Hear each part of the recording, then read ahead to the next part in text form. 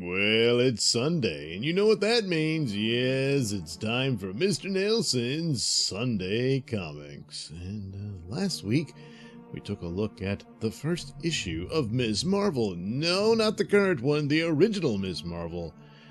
And who is now goes by the name of Captain Marvel. Boy, that's a long story. And will be the character in its own superhero movie from those fine folks at Marvel and Disney sometime, I guess in March, something like that.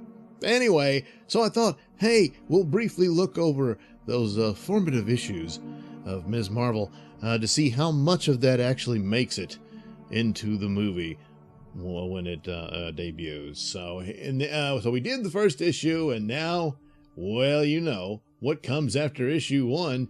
That's right, issue 2. Yes, here we are. There she is, fighting Spider-Man's enemy, the Scorpion. And yes, it's established that she works at the Daily Bugle, just like Spider-Man. She has to put up with the craziness of J. Jonah Jameson, just like Spider-Man. And she becomes good friends with Mary Jane Watson, just like, well, Spider-Man's a little bit more involved with Mary Jane. Of course, who knows? They might reintroduce that later for, you know. Anyway, so here it is. This is it. Ms. Marvel, the untold secret origin of Marvel's great new superhero sensation. Face it, Scorpion, you're just not man enough to beat Ms. Marvel. Not now, not ever. He isn't, but I am. Alone against the Scorpion and the Destructor, whoever that is. So, yeah, this villain obviously will appear in this issue while the Scorpion is getting brutalized by Ms. Marvel. Yeah. So, yes, the story opens with someone watching a film of Ms. Marvel. Now, but keep in mind, there were no cell phones and whatnot back then. So, here we have perfect video or film footage of Ms. Marvel in action, and the previous issue, J. Jonah Jameson had similar video footage. So, wow, that's pretty damn good, especially for the 70s. But so there you go. But once again, the great art of John Buscema here, and the Enigma of Fear, yeah, and promising the secret origin. So. The guy in the yellow hat, that was a common feature in Marvel from the guys of AIM, the Applied Idea Mechanics, I believe. And they were always coming up with all kind of weird sci-fi solutions and techno gadgets and whatnot. And all the evil supervillains would contract their services. So anyway, you've done us a great service, Professor Corman. These films of the woman who calls herself Ms. Marvel are most illuminating.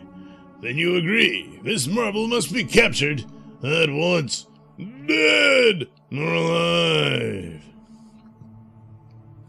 I believe Professor Corman was the guy who sold his former lab to the Scorpion, but it seems his real interest was Ms. Marvel.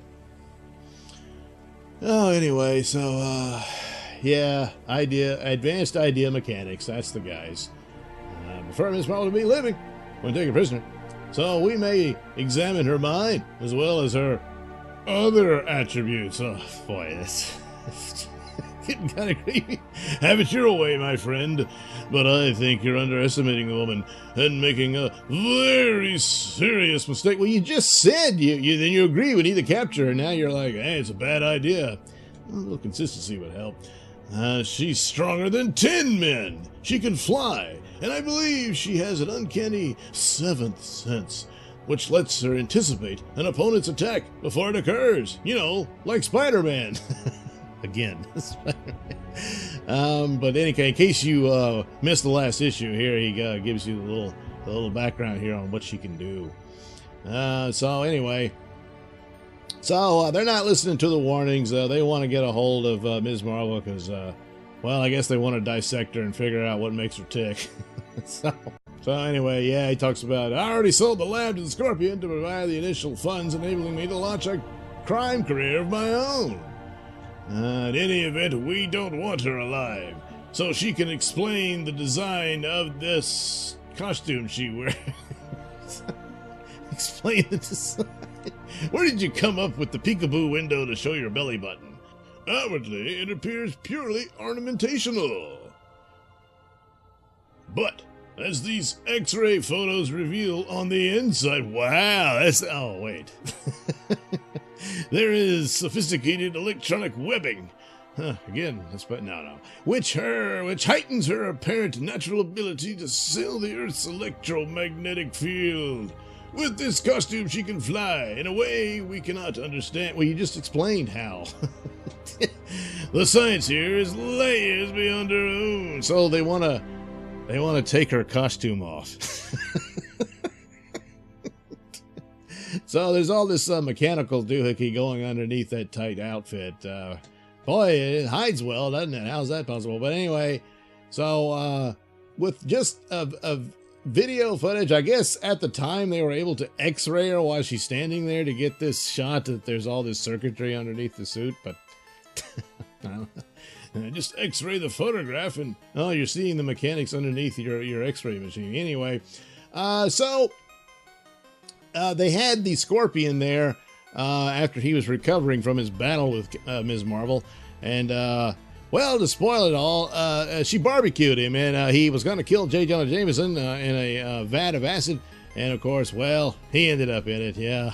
So you would think after this he would forget about Jameson and Spider-Man and would really hate Ms. Marvel for the rest of his career, because that's got to be the worst thing that's ever been done to him. But anyway, he breaks free out of his, I don't know, medical cocoon or chamber they had him in, and so the AIM guys are like, uh-oh, oh no, if he breaks free now, before we've had a chance to indoctrinate him, he'll turn on us like a mongrel dog. Oh, and he breaks free, and so there you go. And he's still upset because, well, you know, he was, again, barbecued in that acid, so, the pain, God, the pain. He's kind of like Dr. Smith. The pain, the pain, the pain of it all. It's the Scorpion. He's free. Yes, that's right. But he's really messed up from the pain. Make it stop. And by murdering all of them, that's not really going to make it stop. But, well, the Scorpion was never known for any kind of rational thinking. So that's that. He's out and about and crazy and stuff. But meanwhile, hey, Carol Danvers has been having a problem. She keeps blacking out mysteriously and doesn't know why. So anyway, she hooks up again with Mary Jane and talks about her past life, working at Cape Canaveral or Cape Kennedy, whatever it was, as a security chief. And that's how she met the original Captain Marvel. Well, not the original, but, you know, the one called Marvel. Anyway, sitting down with Mary Jane, and let's see. Yes, I wish I had it all together like you do, Carol. Sometimes I feel so out of it. I think once you decide what it is you want, nothing will stop you, MJ. Yeah, I guess, but that's the hard part. Behind that flighty facade, you've got a first-class mind. You'll find yourself, believe me. How about you, Carol? How'd you find yourself? So she gives us a little background here. I'm not sure I have, MJ. So much has happened in my life since those days when I was security chief at Cape Kennedy. First, Captain Marvel arrived to battle a runaway Kree sentry. Yeah, back then, Captain Marvel had this kind of crappy outfit because that's what the Kree soldiers wore, and so he just had that Kree uniform. And so there he is, yeah, he's fighting, and there's Carol. Oh my God, she's getting out of the way. And so, and as though that weren't bad enough for my career, he later returned in a new costume. By the way, MJ, he had a new costume. So anyway, so he returned in a new costume to fight a war of revenge against a Kree colonel named Jan Rog. Now, the speculation about the movie, because a lot of people thought that Jude Law was going to be Marvel, so they could kind of sort of fit that in there, that he's the inspiration for her taking the name Captain Marvel or something, and then he has to have something to do with her getting her powers and all that.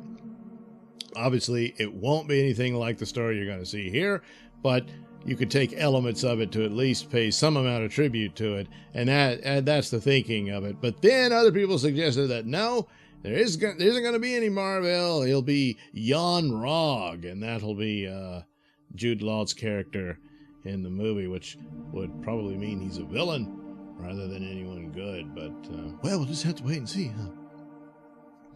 huh? That time, I became a pawn in their struggle, a role I never want to play again, for anyone. Well, I don't know anyone who does, but anyway, result of those escapades, the end of my security field career, and the discovery of Carol Danvers, writer. Well, she found herself after all. You were in the security field and you suddenly decided to be a writer. Yeah. So then she starts getting sick again every time she's with Mary Jane. And so she has to go home and pass out. And so that's about it. And after a while, she decides, this isn't normal. I should probably see a doctor about it. So she goes to this psychiatrist, Dr. Michael Barnett. And he's already with a patient, but she demands to see him now. And she's all upset and everything. So he decides, hey, you know what? I'm going to hypnotize him. We'll find out what's going on. And so she's going deep in a trance, and she describes seeing some sort of battle. And of course, it's what she told Mary Jane, the battle between Captain Marvel and Jan Rog. She says, I see two men battling in a vast, ancient cave, and the cave is filled with machinery, alien machinery. One of the men is my friend, Mar-Vell. The other is an enemy. Now the enemy falls, and the machine begins to tremble. Something strikes me. I'm passing out, and I can feel Mar-Vell lifting me and running.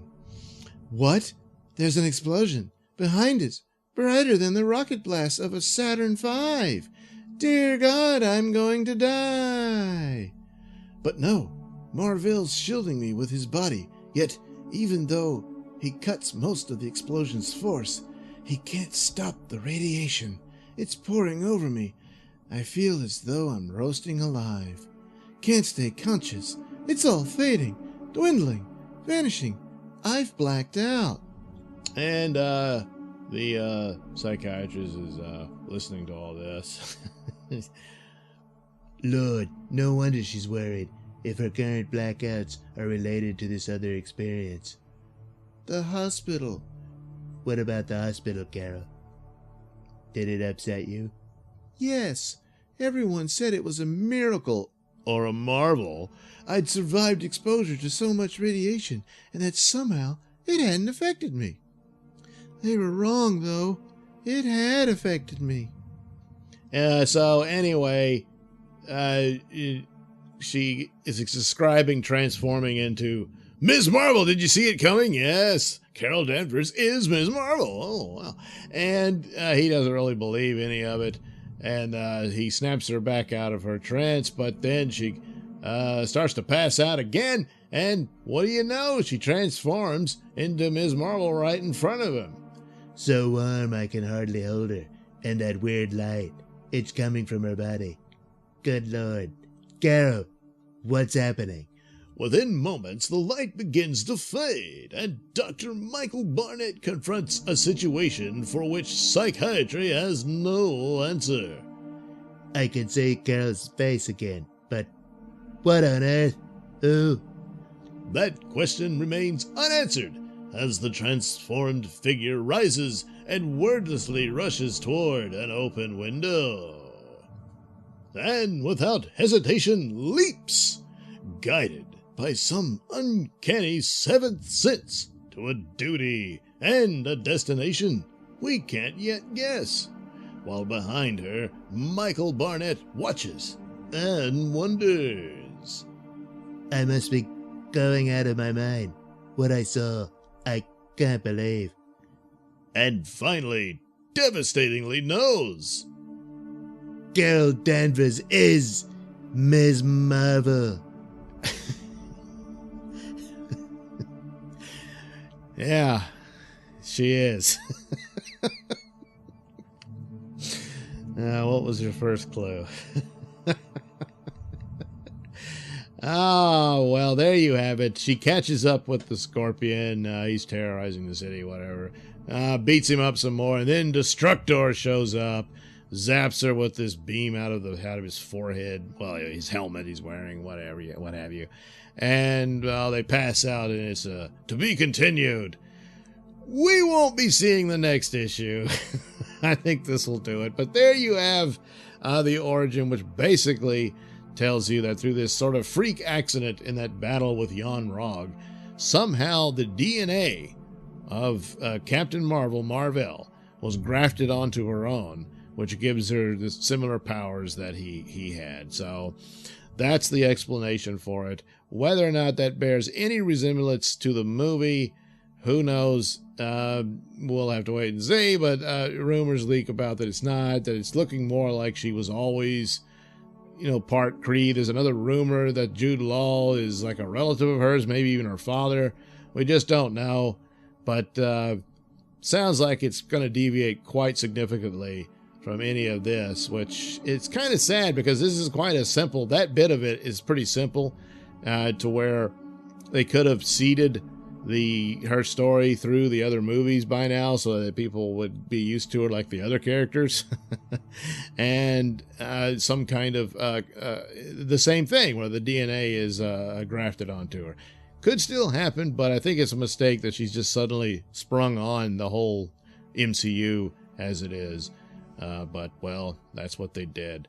Still don't know why they didn't just do a Black Widow movie, but, well, anyway, we'll see about that. As far as the blacking out, and they do show that she doesn't remember her past and all that sort of stuff, but I doubt that they're going to revisit any of this sort of multiple personality deal.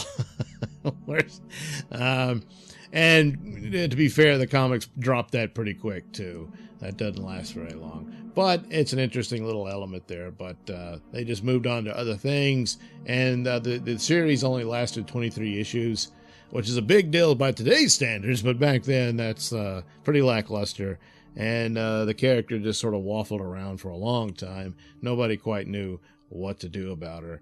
And now they're telling us she's the best and most powerful and most popular character within the Marvel Universe. And, well, good luck with that. So, thanks for watching and listening. Why not like and subscribe? And check out the links below. That'll take you to my many stores that have plenty of goodies for you.